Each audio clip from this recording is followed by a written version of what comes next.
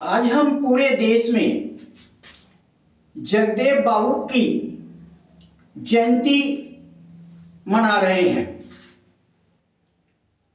और यह जयंती हम लोग क्यों मना रहे हैं,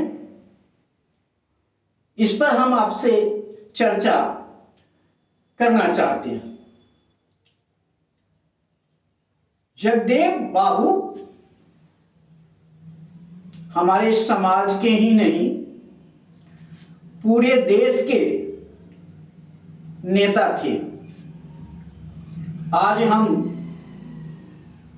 जगदेव बाबू को एक समाज के रूप में गिनती नहीं कर सकते। जैसे हमारे जितने भी पूर्व नेता हुए हैं, धरोहर हुए हैं, वो भी हमारे समाज के नेता तो हैं ही, लेकिन पूरे देश के और विश्व के नेता बने हैं। सम्राट अशोक, चंद्रगुप्त मौर्य, महात्मा ज्योतिराव फूले, सावित्रीबाई फूले, बाबू जगदेव प्रसाद, ये सब हमारे कौम के होते हुए भी इन्होंने 90% समाज के लिए लड़ाई लड़ने का काम किया है। 90% जो दलित, पिछड़ा, आदिवासी जो थे, जो मुख्य धाराओं से पीछे छूट गए थे, उनकी लड़ाई लड़ने का काम इन सभी हमारे नेता ने देश में किया है।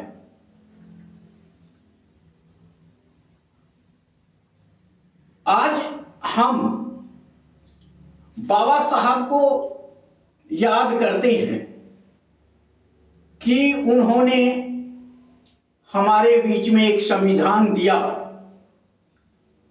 उस संविधान को लेकर के हमारे जगदेव बाबू ने दलितों, पिछड़ों और आदिवासी को आवाज उठाने का काम किया। बाबा साहब का जो सपना था वह माननीय काशीराम और जगदेव बाबू ने उठाने का काम किया। जगदेव बाबू का एक नारा होता था कि 100 में 90 पिछड़ा है, 90 भाग हमारा, 10 का शासन 90 पर नहीं चलेगा, नहीं चलेगा। ये उनका नारा बिहार से उठते हुए पूरे देश में गूंजने लगा और उन्होंने इसी आवाज को जगाते हुए देश को परिवर्तन की रास्ते पर लाने का प्रयास किया। उन्होंने अपने भाषण में एक बार यह भी कहा था कि जो हमारा पहली पीढ़ी होगा वह शहीद होगा, और दूसरा पीढ़ी होगा वह जेल जाएगा, और तीसरा पीढ़ी होगा वो राज्य करेगा, और उसके बाद उनका हत्या किया गया। और आज हम जगदेव बाबू को एक शहीद के रूप में हम उनकी जयंती को पूरे देश भर में मनाते हैं। उनका जयंती मनाने का मकसद है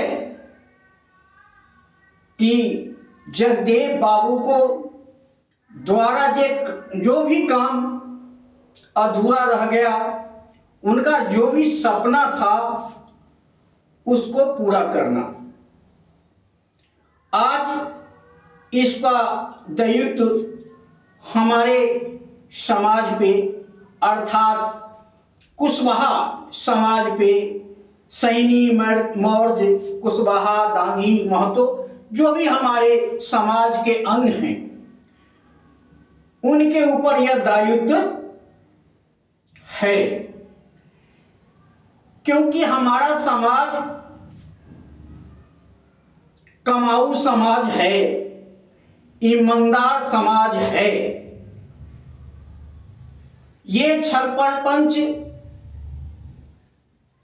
करने का काम हमारा समाज नहीं करता है। इसलिए 90% लोगों को हमारे समाज पर भरोसा है और वो लोग जितने भी दलित, पिछड़े, आदिवासी हैं, वह देख रहे हैं कि कोई हमारे देश में आगे बढ़ने का काम करे। जो हम 10% के द्वारा सताए गए हैं, जो हमारा हक मारे हुए हैं या हमारे अधिकार पर कब्जा जमाए बैठा है, उसकी लड़ाई लड़ने के लिए पूरा देश एक मत है, लेकिन वह नेतृत्व की तलाश कर रहा है। आज हमारे समाज में सुगवाहट हो रही है। बाबू जगदेव प्रसाद के छूटे हुए कामों को आगे बढ़ाने के लिए आज पूरे देश में बाबू जगदेव बाबू का जयंती मनाया जाता है और इस जयंती से यह याद दिलाया जाता है कि बाबू का सपना जो था, काशीराम बाबा और जगदेव बाबू को जो सपना था, उसका पूरा करने के दायित्व तो हमारे कंधों पर है। हमारे कई नेता, दलितों की कई नेता, पिछड़ों की कई नेता, आदिवासी के नेता सब चाह रहे हैं कि एक ऐसा गठबंधन बने जो 90% की लड़ाई को आगे बढ़ाने का काम करे। आज उत्तर प्रदेश, बिहार से मैं बताना चाहता हूं, उत्तर प्रदेश और बिहार वह धरती है जिससे जो आवाजें निकलती है वह पूरे देश में फैलने का काम करता है। और जगदेव बाबू के धरती से यह आवाज उठ चुकी है और उत्तर प्रदेश होते हुए पूरे देश में फैल चुकी है कि अब 90 पर 10 का शासन नहीं चलेगा, नहीं चलेगा। यह पूरे देश में आवाज फैलने लगी है और आज हमारे देश के संसाधन पर 10% की कब्जा हो चुकी है। अमीरों और गरीबों की खाई इतना बढ़ गई है कि हमारा जनता, जो शोषित दलित आदिवासी जनता त्राही त्राही कर रही है और 10 प्रतिशत लोगों हमारे समाज को बहलाने फुसलाने का काम करते आया है। मंदिर मस्जिद के नाम पर हमारे भोले भाले जनता को बरगलाने का काम किया जा रहा है। हमारे समाज को ढोंगी बाबा और ढोंगी पंडित, अंधविश्वास पैदा करने वाला पंडित, मौलवी, फकीर से हमारे समाज को बचाना होगा। सबसे ज्यादा हमारा समाज का नुकसान अंधविश्वास के कारण हुआ है। अंधविश्वास में पड़ करके हमारे समाज ने अपनी धन दौलत दूसरे को बांटने का काम किया है, और जिसको बांटने का काम किया है वही आज हमें सताने का काम कर रहा है। इसलिए हमारे समाज को जागना होगा और अंधविश्वास से बाहर होना होगा। आज मंदिर बनाने के नाम पे, मस्जिद बनाने के नाम पे हर संस्था जो धर्म के नाम पर हम चंदा चुटकी करते हैं और जो चंदा देते हैं वह 10% के झोली में जाता है, और वही मंदिर में बैठ के पूजा करते हैं और हम लोगों को बरगलाने का काम करते हैं, और जिनसे उनका रोजी रोटी चलता है। इसलिए अपने समाज को भगवान हैं, यह तो हम सब मानते हैं कि भगवान हैं, लेकिन भगवान किसी मंदिर में है और किसी काशी विश्वनाथ में है, काबा में है, या शायद आज के पढ़े लिखे वर्ग नहीं मानता है।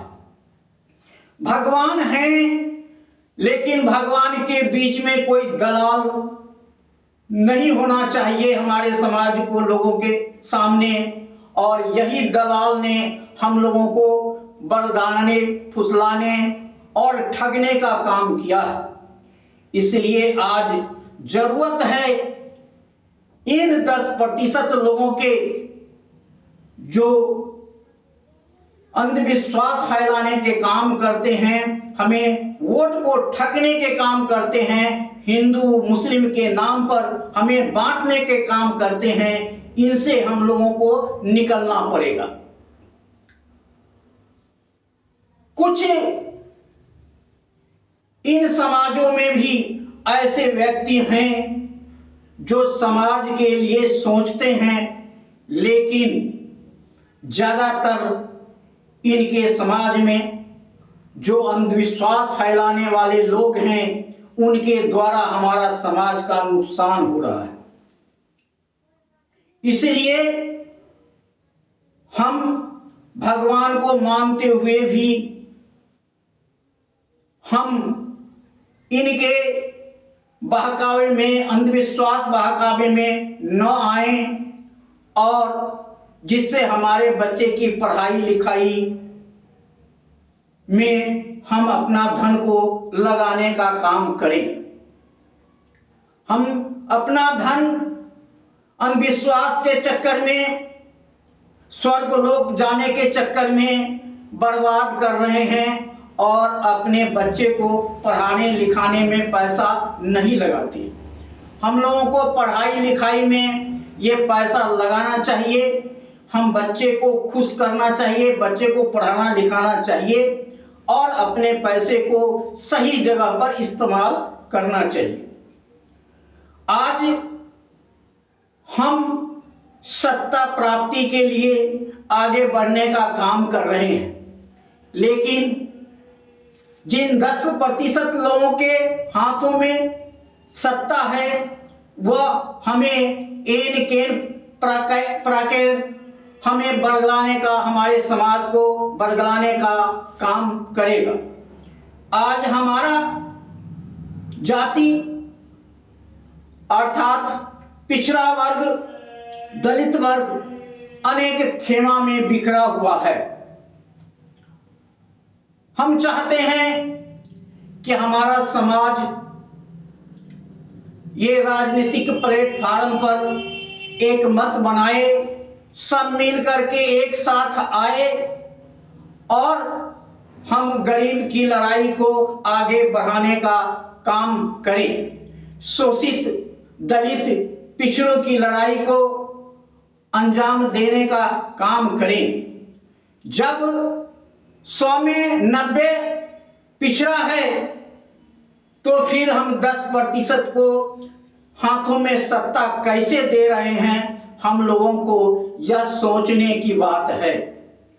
और आज गरीब गरीब होते जा रहा है। जो कल हमारा परिवार किसान था वो आज मजदूर बनता जा रहा है, और जो 10% जिसके पास कुछ नहीं था आज हम लोगों को किसी न किसी तरह से बरगरा करके ठग करके आगे बढ़ करके सत्ता में बैठा और वो अपना 10% को हित करने में लगा हुआ है, धर्म के नाम पर बांटने में लगा हुआ है। इसलिए हम सभी पिछड़े, आदिवासी, शोषित, दलित से निवेदन करता हूं कि एक मंच पे आकर हमारे जगदेव बाबू को सपना को पूरा करें और इनकी लड़ाई को आगे बढ़ाने का काम करें। हम लोग डरते हैं, संघर्ष नहीं करना चाहते हैं। एक ढोंगी बाबा के द्वारा एक गलत बयान दिया जाता है, फिर भी हम उनको प्रतिकार नहीं करते हैं। हमें प्रतिकार करना चाहिए। हम डरने वाले कुल से नहीं आते हैं। हम अशोक के वंशज हैं। हथियार भले डाल दिए हैं लेकिन हथियार छोड़े नहीं हैं। हम जब भी चाहेंगे तब भी हथियार उठा सकते हैं, लेकिन बाबा साहब का जो संविधान है वह इजाजत नहीं देती है। उस संविधान के दायरे में रह करके हम अपनी आवाज को उठाने का काम करेंगे और हम समाज को गोलबंद करने का प्रयास करें। सभी मिलकर के राजनीति में भागीदारी लेने का प्रयास करें। हमें सभी समाज को, दलित, पिछड़े, आदिवासी समाज को हमें नेतृत्व देना होगा। अब सबको अधिकार के लिए लड़ना पड़ेगा। हम निजी स्वार्थ के लिए, अपने एक टिकट के लिए हम एक जगह से दूसरे जगह चले जाते हैं। हमें समाज हित में एक जगह से दूसरे जगह जाने की जरूरत है। हमारा दलित, पिछड़े वर्ग, आदिवासी को अपमान होगा तो पार्टी बदलने की जरूरत है। पार्टी बदल सकते हैं, लेकिन निजी स्वार्थ के लिए हम पार्टी बदलने का, पार्टी तोड़ने का काम ना करें। और हमारा समाज आज जो अनेक दलों में बिखरा हुआ है, आज किसी न किसी तरह से गठबंधन बना करके एक मंच पर आने का प्रयास करें और कोशिश करना चाहिए। जो कोशिश करता है उसकी सफलता जरूर मिलती है।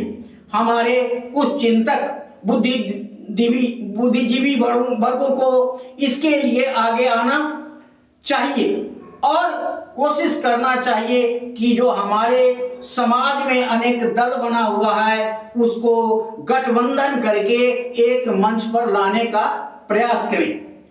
और हमारा समाज राजनीतिक हमारे समाज को राजनीति में भागीदारी नहीं है, नौजवान हमारा राजनीति में नहीं आना चाहते हैं। मैं अपील करता हूं महिला और नौजवानों से कि आपके हाथों में देश का बागडोर है, आप आगे आइए तो आपका समाज का गौरव इतिहास को हमें फिर दोहराने का मौका मिलेगा और आगे बढ़ने, तभी आगे समाज बढ़ेगा जब हमारा राजनीतिक भागीदारी मिलेगी। इसलिए समाज को आगे उठकर राजनीति में आना चाहिए और सभी के लिए लड़ाई लड़ना चाहिए। पिछड़े, दलित, कुचले लोगों के सम्मान के लिए हमें लड़ना चाहिए, तभी हमारा देश आगे बढ़ेगा, हम आगे बढ़ेंगे, हमारा समाज आगे बढ़ेगा। जय हिंद, जय भारत।